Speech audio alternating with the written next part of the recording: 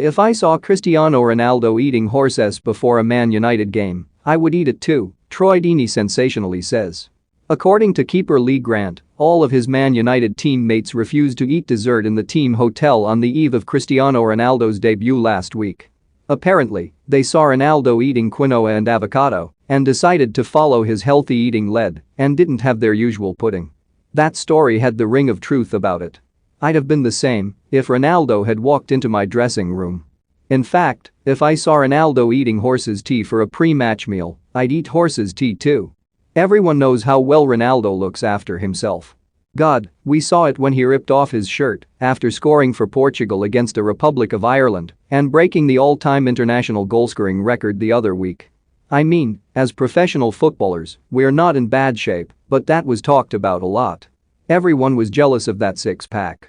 If Ronaldo becomes your teammate, it's not as if you're going to imagine that you could be as good as him, but you would witness his professionalism up close and want to emulate everything he does to make yourself as good as you can be. Free bets, get over £2,000 in new customer deals. If Ronaldo gets in for training at 8 a.m., I'd be in for training at 8 a.m. If he left at 7 p.m., I'd leave at 7 p.m. There are plenty of big names in that United dressing room, but Ronaldo is the elite of the elite and I reckon they would all be in awe of him. Maybe one or two players would have tried to act cool and style it out when he arrived, but what's the point? For the first few weeks at least, you are just going to be a fanboy around him. I'm a pretty self-confident and assertive bloke, but if Ronaldo came in and said hello to me, I'd have been mumbling and dribbling down my chin. When I attended the Suns Who Cares Wins Awards the other night, I met David Beckham for the first time and that was similar.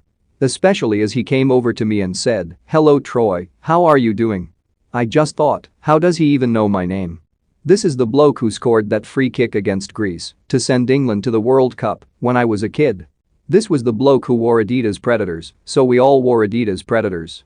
I played in the Premier League for a good few years and I'm used to a certain amount of attention myself. But that doesn't make any difference when you're confronted by a Beckham or a Ronaldo. There were a few pundits wondering whether Ronaldo would genuinely improve United, whether he could still make a serious difference in the Premier League. I did wonder as much myself, but after watching the 4-1 win over Newcastle, I wanted to slap myself for blasphemy. The way Ronaldo sniffed out the first goal and that burst of pace for his second goal told you all you need to know. This is one of the greatest players of all time. The greatest I've ever seen. I would pick him ahead of Lionel Messi if I had to make a choice because of the way he improved and almost reinvented himself as a center forward and because he has challenged himself in so many different leagues.